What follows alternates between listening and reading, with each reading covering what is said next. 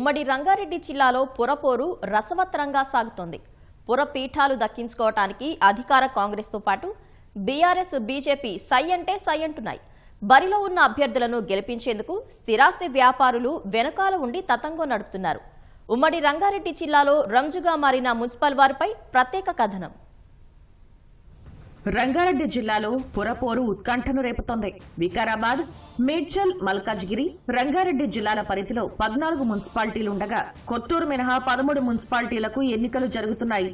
ఆమనగల్లు, ఇబ్రహీంపట్నం, షాద్నగర్, శంకర్పల్లి, చేవెళ్ల, మొయినాబాద్, వికారాబాద్, పరిగి, తాండూరు, కొడంగల్, మూడుచింతపల్లి, ఆలియాబాద్, ఎల్లంపేట మున్సిపాలిటీలో ఈ నెల 11న పోలింగ్ జరగనుంది. కొత్తగా ఏర్పాటైన చేవెళ్ల, మొయినాబాద్ తో పాటు మూడుచింతపల్లి, ఆలియాబాద్, ఎల్లంపేట మున్సిపాలిటీలకు తొలిసారిగా ఎన్నికలు జరుగుతున్నాయి.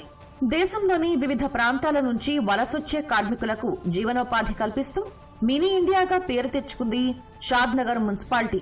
మొత్తం 28 వార్డులు ఉండగా 53,403 మంది ఓటర్లు ఉన్నారు.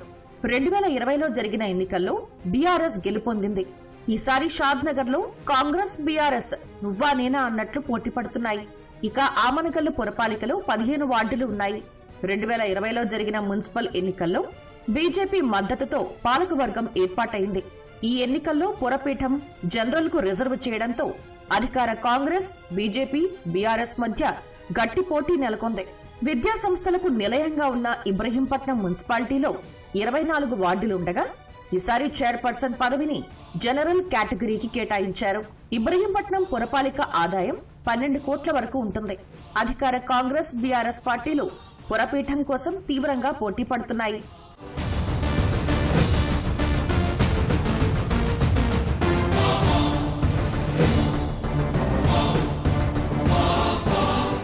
చేవెళ్ల, మొయినాబాద్ మున్సిపాలిటీలకు తొలిసారి ఎన్నికలు జరుగుతున్నాయి. అసెంబ్లీ, పార్లమెంటు నియోజకవర్గ కేంద్రంగా ఉన్న చేవెళ్లను గత ఏడాదే మున్సిపాలిటీగా మారింది.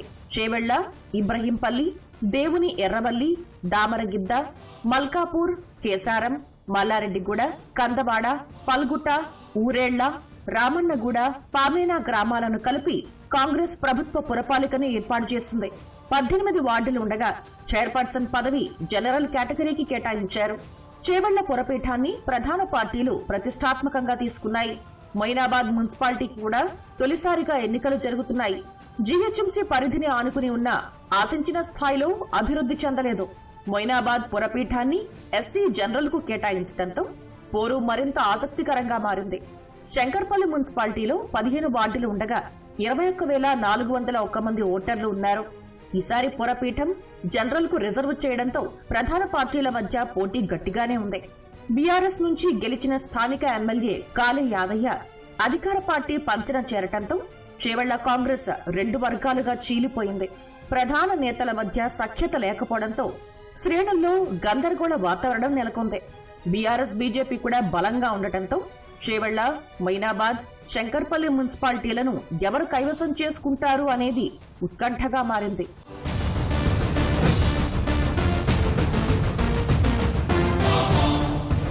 మేడ్చల్, మల్కాజ్గిరి జిల్లాలో ఎల్లంపేట, ఆలియాబాద్, మూడుచింతపల్లి పురపాలికలను ప్రభుత్వం కొత్తగా ఏర్పాటు చేసింది.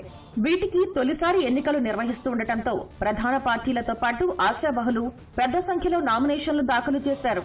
ఎల్లంపేటలో 24 వార్డులు, ఆలియాబాద్ లో 20, మూడుచింతపల్లిలో 24 వార్డులకు ఈ నెల 11న ఎన్నికలు జరగనున్నాయి. ఆలియాబాద్ ను జనరల్ మహిళ, మూడుచింతపల్లిని ఎస్సీ జనరల్, ఎల్లంపేటను ఎస్టీ మహిళకు రిజర్వ్ చేశారు.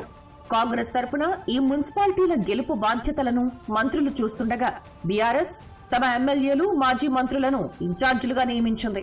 బీజేపీ కూడా రాష్ట్ర నాయకులను రంగంలోకి దించింది. ఎల్లంపేట, ఆలియాబాద్, మూడుచింతలపల్లి పురపీఠాలను గెలుచుకోవాలనే లక్ష్యంతో కాంగ్రెస్, బీఆర్ఎస్, బీజేపీ నాయకులు వ్యూహ ప్రతివ్యూహాలతో ముందుకు వెళ్తున్నారు.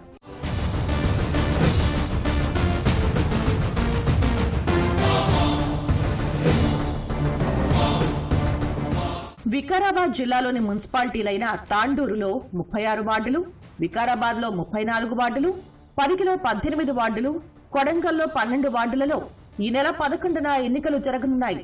వికారాబాద్ మున్సిపాలిటీలో 1 వార్డు ఏకగ్రీవం కాగా ఇక్కడ మిగతా 33 వార్డులకు పోలింగ్ జరగనుంది. అసెంబ్లీ తరహాలోనే వికారాబాద్ మున్సిపల్ పీఠాన్ని కూడా దక్కించుకుంటాము అనే ధీమాలో కాంగ్రెస్ ఉండగా అధికార పార్టీకి షాక్ ఇచ్చేందుకు బీఆర్ఎస్ శ్రమిస్తోంది. పరిగి మున్సిపాలిటీలో 27,600 మంది ఓటర్లు ఉన్నారు.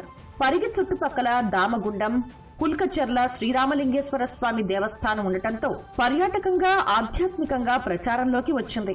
పరిగి చైర్మన్ పీఠాన్ని అవలీలగా గెలుచుకుంటామని కాంగ్రెస్ ధీమాతో ఉంది. నాపరాతి గనులకు, కంది పంటకు అంతర్జాతీయ స్థాయిలో ప్రసిద్ధిగాంచిన ప్రాంతం తాండూరు.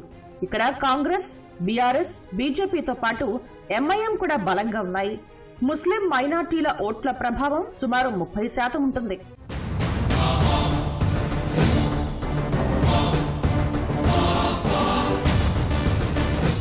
ముఖ్యమంత్రి రేవంత్ రెడ్డి నియోజకవర్గమైన కొడంగల్ మున్సిపాలిటీలో పురపోరు ఉత్కంఠగా మారింది.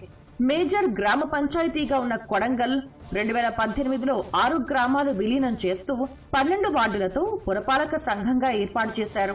తొలిసారిగా జరిగిన ఎన్నికల్లో బీఆర్ఎస్ కొడంగల్ చైర్మన్ పదవిని దక్కించుకోగా ఈసారి ఆ పీఠం ఎవరికి దక్కుతుందోనని ఆసక్తికరంగా మారింది.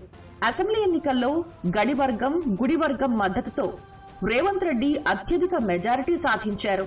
పురపోరులో గడి, గుడి వర్గాల వారు చైర్మన్ పీఠం ఆశిస్తూ ఉండటంతో పోటీ మరింత రసవత్తరంగా మారింది. గతంలో ఇక్కడ బీఆర్ఎస్ 10 వార్డులు గెలుచుకోగా కాంగ్రెస్ 2 వార్డులకే పరిమితమైంది. ఈసారి 10 వార్డులకు పైనే గెలుస్తామని కాంగ్రెస్ భావిస్తోంది. ఇక్కడున్న 2 వర్గాల్లో ఓ వర్గం పూర్తిగా బీఆర్ఎస్ కు మద్దతిస్తున్నట్టు తెలుస్తోంది. అదే జరిగితే కాంగ్రెస్ ఆశిస్తున్న వార్డుల్లో గెలుపు తారుమారయ్యే అవకాశాలు లేకపోలేదు.